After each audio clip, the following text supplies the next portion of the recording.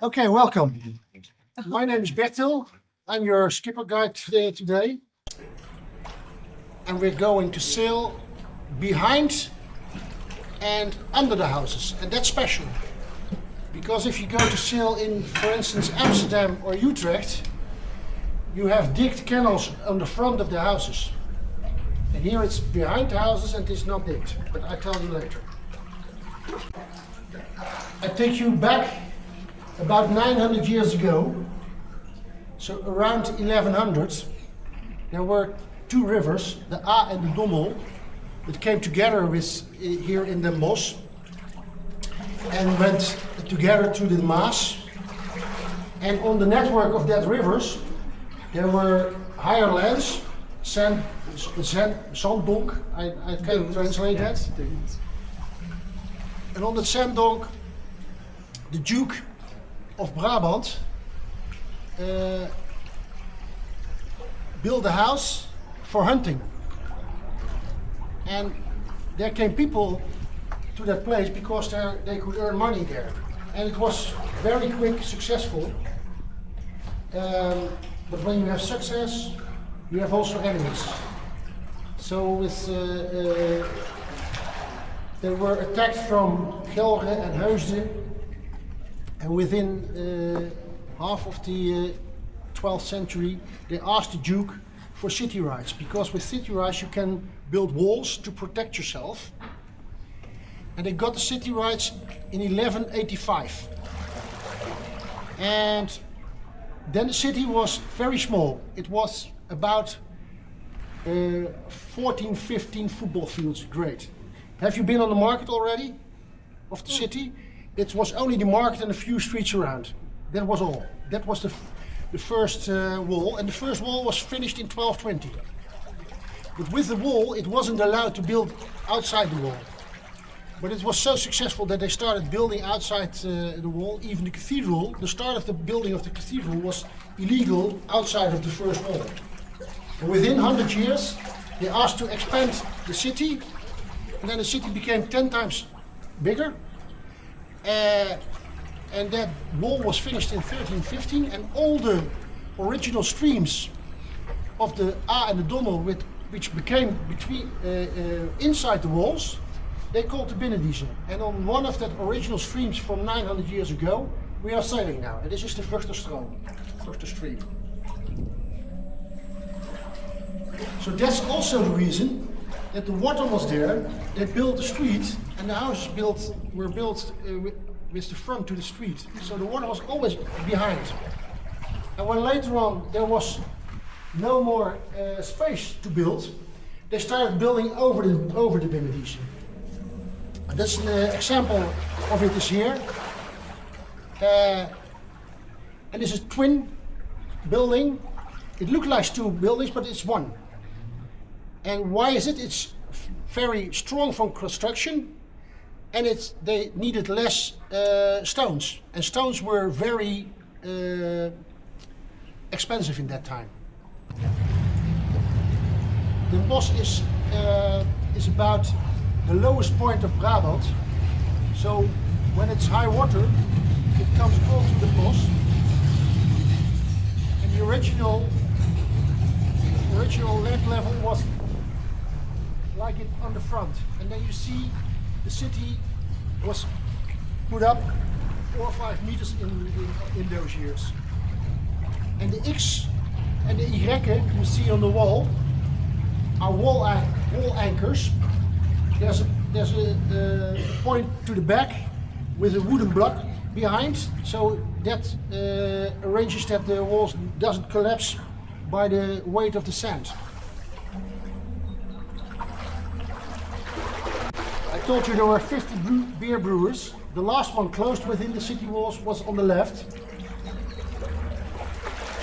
And the beer brewers were specialized in brewing beer with a low alcohol percentage, about 2%, because that they could also give to the children, and even they took it to the hospitals, because the drinking water with the combination of the sewer was not that good.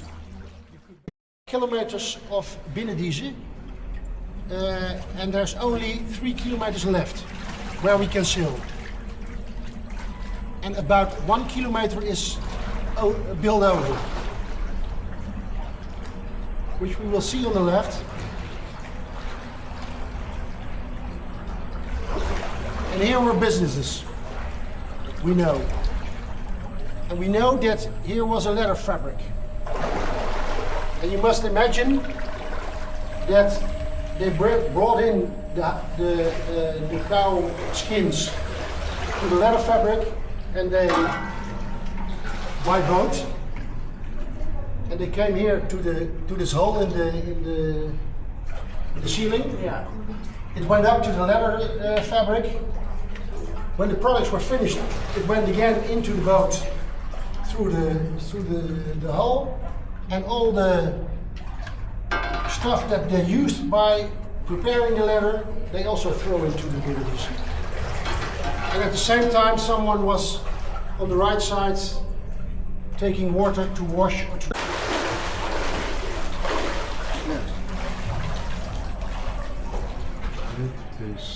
Here we are in the middle of the city. 50 meters to the left, there's a busy shopping street. And 100 meters to the right, there is a busy road. And when I stop talking, you hear it's very silent. This is where my daughter lives. Sorry? This is where my daughter lives. Okay. Yeah. That's because of the sound goes over it, because it's grown up the city. Okay, on the right side of the boat, be careful, because we go to the right and I have to go close to the wall. So watch for your arms and heads. Watch your heads also, please. Your head?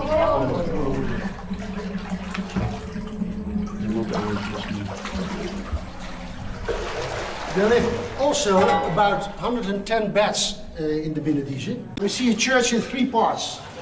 First time on the right side, the living of the priest in Renaissance style, and then in Gothic style, the church. And this is unique in the world. This is, as far as we know, the only church you can sail under. And it's also the highest overbuild that we go under today. And they have a few explanations for that. They sometimes say the priest wanted to be sure that they had dry feet when the water was high. Sometimes some people say they were closer to the heaven. And this statue is from one of the paintings of Jeroen Bos. We have another route, Jeroen Bos route, and then you see more of those pictures. Watch your hands and heads, because we go to the right.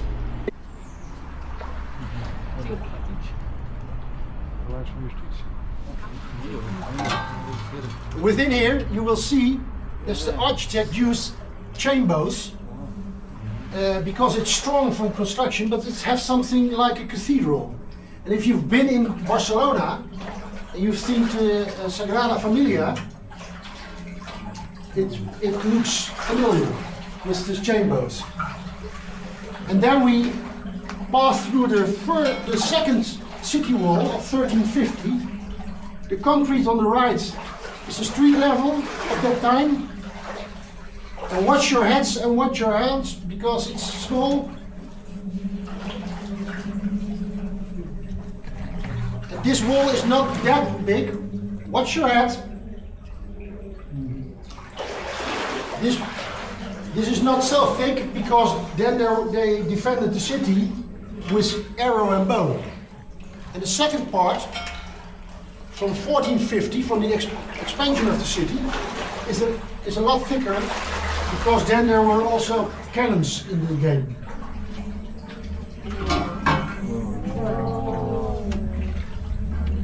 So now we're outside the city, on the Singelgracht.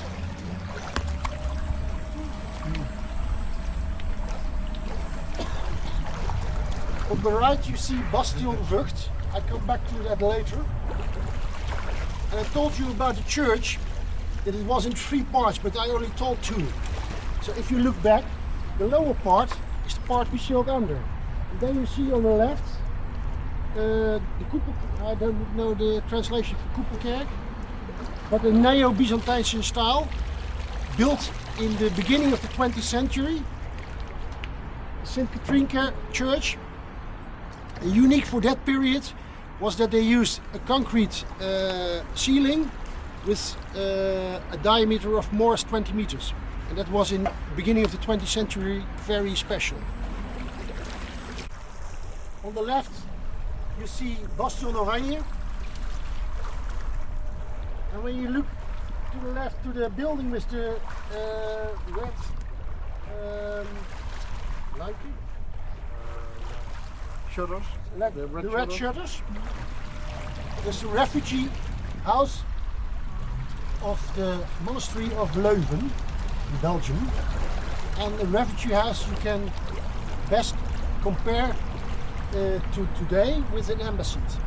So it was neutral terrain during wars. Because around 1600 we had 80 years of war, and it was about religion. The Protestant north of the Netherlands by the Oranjes, and the Catholic south by the King of Spain. And the Bosch was the most northern point of the Catholic south, and was on a strategic point with the A and the Dommel and the Maas. So the Protestants tried to conquer and get the Bosch around 1600, Prince Maurits, but it didn't work. Why didn't it work? Because the Bosch had made the water to his friends, and they were able, by inundatie, I don't know the translation, it was a technique, they could put water around the walls, so it wasn't, the enemy wasn't able to come to the city, and because of the cannons didn't shoot that far, we were safe. They changed in 1628, when Piet Hein conquered the silver vloot from the Spanish, and it was worth, compared to today, about 500 million euros. And that gave Frederik Hendrik, the half-brother of Prince Maurits, the possibilities to hire an army, 40,000 soldiers, and he also hired 5,000 farmers. And the soldiers he gave at the beginning only tools to dig. And he built a big dike around the city, and he built some mills next to the Maas, and he started to drain the water out. So in the beginning of September 1629, Frederik Hendrik shoot the first hole in the city wall at Bastion Vught. I pointed at when we came out. Closed it? No. You cannot close them. The doors don't work. No. In earlier times, they used the hekel to close it. Yeah. And it was a wooden point with een houten balk met ijzeren punten gedaan. Een soort vlaskom. Het water kon er wel doorheen, maar de vijand kon niet naar binnen. Maar deze waterpoorten van 1999, die hebben nooit gelukt. Die zijn zo lekker als een mondje. Het ziet er leuk uit, maar...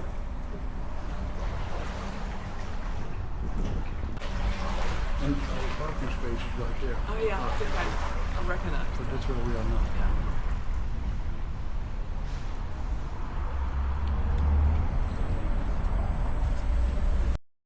The small balcony was between his garden and his garage. He passed away a few years ago, but before the time he was regularly on this balcony, and when you told the story not well, he would say to the skipper, no, it's not good.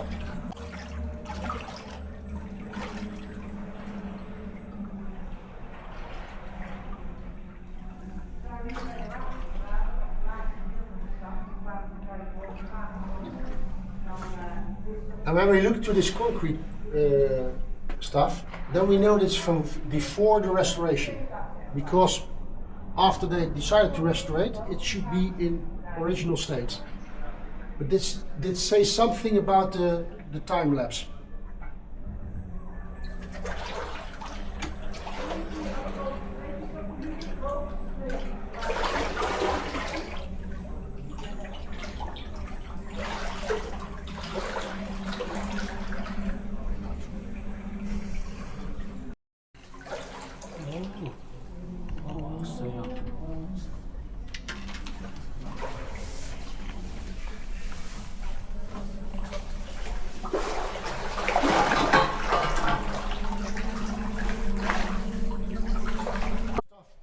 To the next floor.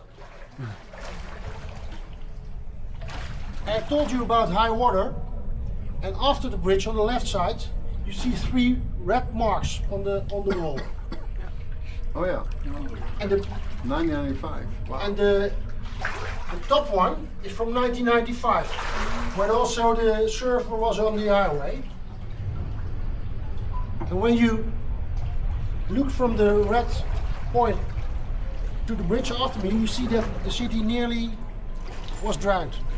And when you look back, you also see the front of the North Brabant Museum, the building. And there should be a new building here, but that was higher than the tower of the cathedral, and that was not allowed.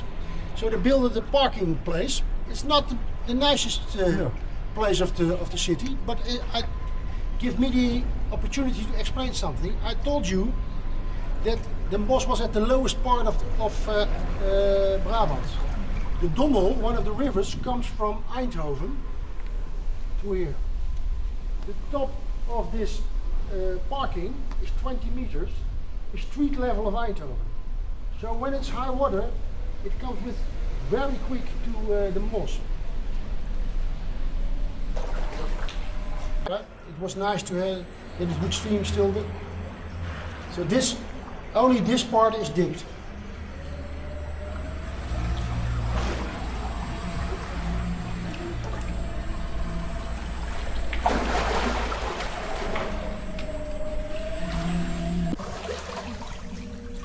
Yeah. Nice. Okay, we go backwards back to where we started. Please be seated till I put the boat ahead.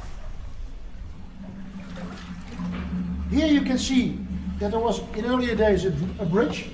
They didn't have a use anymore. What I told you, we're doing this with 135 volunteer skippers, and we're about 150,000 guests a year. So if you come back, there are a few other tours, like the Jeroen Bos route. But I don't know what the plan is for today. But there are, with this weather, a lot of terraces. Have you eaten a bosse bol?